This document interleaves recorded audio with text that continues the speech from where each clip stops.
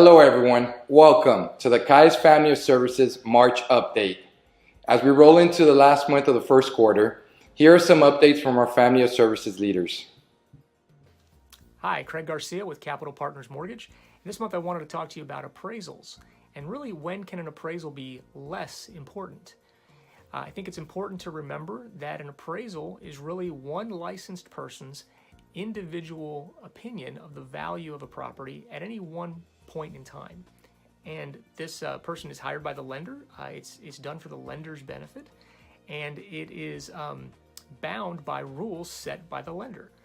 And so when is an appraisal the most important? Well, it's most important if the opinion of value that the lender assigns to the property or the appraiser assigns affects the amount of financing or the type of financing that the buyer can get. That's when it's most important.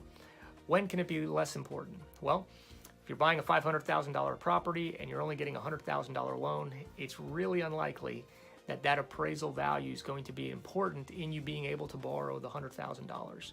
So that's one instance where it could be less important. Another instance is when, hey, you might not need an appraisal at all. We are starting to see appraisal waivers again. And this is where, based on the customer profile and the property profile, Fannie Mae or Freddie Mac will come back in their decision findings, so their DU or LP findings, and say, you're not required to have an appraisal on this transaction. And so be on the lookout for that. If you see that, that is definitely something that could be taken advantage of. It's one less checkbox to mark off before you can get to the closing table, and it could result in a closing cost savings to the buyer, not having to have an appraisal. And so that's something that we're seeing again. The other time is sometimes you might be wanting to try to make an appraisal less important, and it could be because you're having an appraisal problem. Sometimes appraisal values are not meeting the purchase price, and the initial reaction is, hey, this is going to create a huge cash shortage because the buyer's not getting the amount of financing that they were looking for before. And I would tell you that that's not always the only answer. That the seller has to come down in price or the buyer has to come up with the cash difference. There are some structured financing and some structured PMI options, some PMI buyout options that can sometimes take a problem that's tens of thousands of dollars and reduce it to a problem that is really only a few $1,000s. So every individual situation can be solved maybe a little differently, and sometimes there's no solution. But if you're running into any appraisal challenge, whether we're involved in the transaction or not, bring it to your loan officer. We might be able to give you some tips on ways to navigate around that through some of these structured options. So anyway, hope you have a great month, and we will see you next month. Thank you. Hello, happy March. I want to talk to you today about two different topics. First, water heaters. When you show up at a property and you're looking at the windows and the roof and all that to check the eligibility for insurance requirements, start looking at the water heater. Some of the most competitive carriers in the market today are giving extra water coverage to properties that have water heaters under 10 years old. Second, April 1st, the NFIP will be raising rates 4 to 10%. They will also be giving $25 fees up to $250 fees based upon the type of the property and the occupancy. Reach out to us early as we have some things that might mitigate that price increase, whether it's grandfathering clauses or any other tactics that we may have. But the sooner you get it to us, the better we'll be. That's effective April 1st for all new homes and for all renewing policies. So if you're renewing and you receive a flood increase, please reach out to us and see if maybe we can take advantage of some of our tactics to save you money. Have a great March. We'll see you next month. Hello there. Nowadays, while examining title and getting ready for closing, we are discovering that many homeowners are making energy-efficient upgrades to their homes via the PACE program. The PACE Act, which stands for Florida's Property Assessed Clean Energy Act, was established by the Florida legislature in 2010.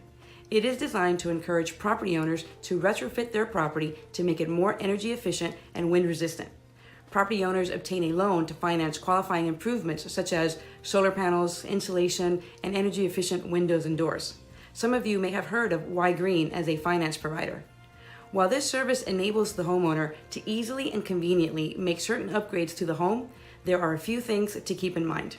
Number one, despite popular belief, it is a loan and represents a lien on the property. Number two, the loan gets paid as an assessment that is added to the property's tax bill. Number 3, while the program does allow for buyers to assume the debt, a PACE encumbered property is not eligible for most federally insured or guaranteed mortgages, making it difficult for a buyer who is obtaining traditional financing to qualify for the purchase of the home. Number 4, when preparing for the closing, the title company will request an estoppel letter from the PACE administrator in order to pay off the debt. We will also need to determine from the tax collector if the annual assessment is included. If the tax bill has not been issued, it may be necessary to collect up to 150% of the initial assessment and hold it in escrow until the correct amount due is determined. And lastly, Florida contracts do not currently include language addressing PACE loans. While they are due to be amended this year, it is important to note that these loans do represent a lien on title. They will most likely need to be paid off at closing, and they should be considered when negotiating a sales and purchase contract. For more information on PACE loans, please reach out. Our team and legal counsel Rose Sheehan are experts on this matter, and we will be happy to assist.